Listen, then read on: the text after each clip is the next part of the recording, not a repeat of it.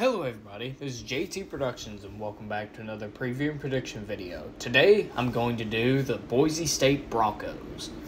Last season Boise State went 7-5, 5-3 in the Mountain West with a loss to San Diego State to end the season. I'm surprised to see they didn't make a bowl, or they may have made a bowl game, but it may have gotten canceled, But this was kind of a down year for Boise State, honestly.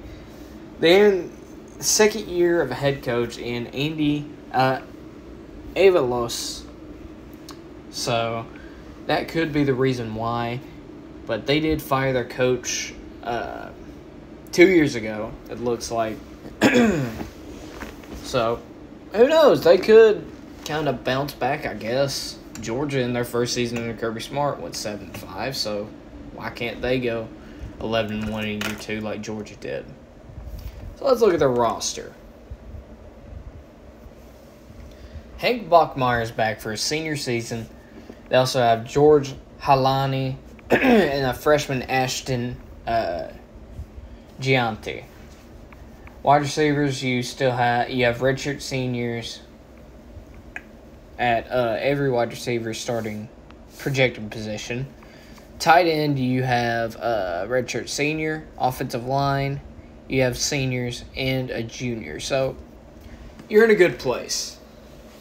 On the defense, you have seniors. So except for nickelback, you're seniors. So this team is pretty much in win or go home mode, like make or break it. They got a couple of transfers in quarterback, Sam Vidlak from Oregon State, right tackle, Cade Bursford from Washington State, defensive end, Cortez Hogans from Snow College, defensive end, Devin Wright from Mississippi Gulf Community College, defensive end Jack Bursford from Washington State, and linebacker George Tarlus from Weber State. Some good pieces to fill holes in on the team. So, how are they going to do? Well, let's see. Week 1, you play at Oregon State. This is going to be a difficult game for Boise.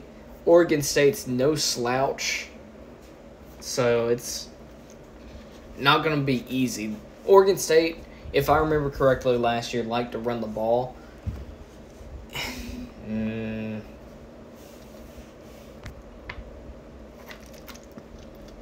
But I think Oregon State is going to have enough horsepower to get past Boise.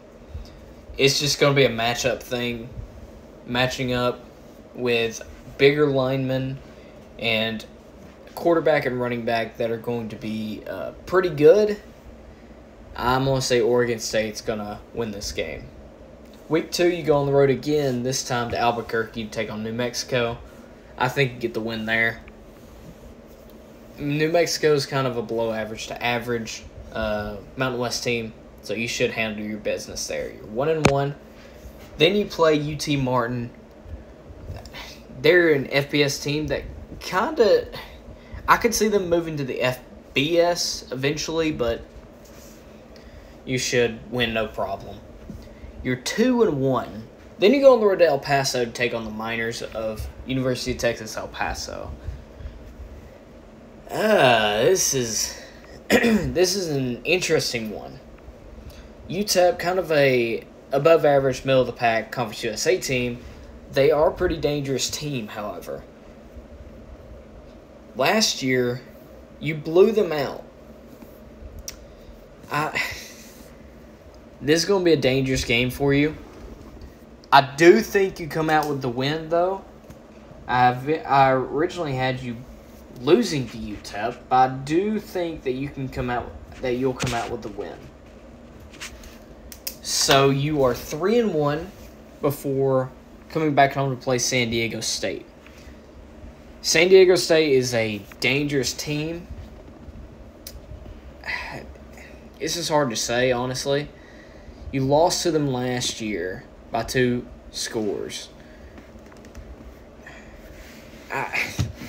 It's honestly hard to say with these FBS schools, or Group of 5 schools, I'm sorry.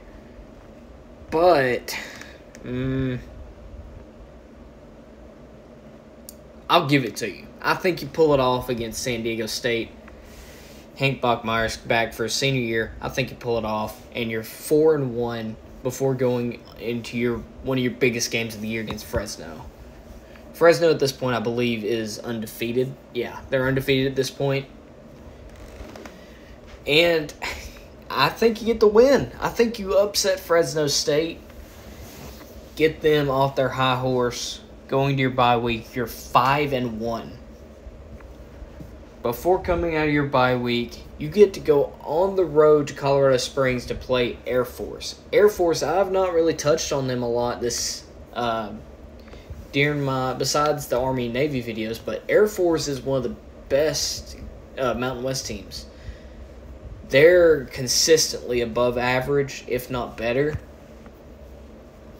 And the way that they play offense and everything like that, slowing down the game, I think you drop this one. On the road at Air Force, it's going to be a very dangerous environment. I think you drop this one and fall to 5-2.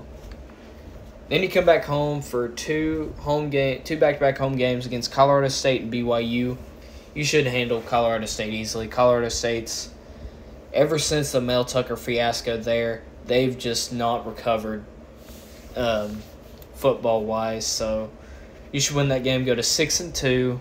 Then you play BYU. BYU is going to be a dangerous team with, I forget his name. I forgot his name in the last video too. Anyways, they're going to be a dangerous team, but this is the type of game BYU always loses. They usually beat the big teams and slip up against teams like Boise State or anything like that. And I think you get the win against BYU and go to 7-2 before you play Nevada. Go on the road to Nevada. If they had Carson Strong still, this would be a close game, but I do think you get the win in Reno. So now you're 8-2. Yeah, 8-2 before going on the road to Laramie, Wyoming, take on the Cowboys.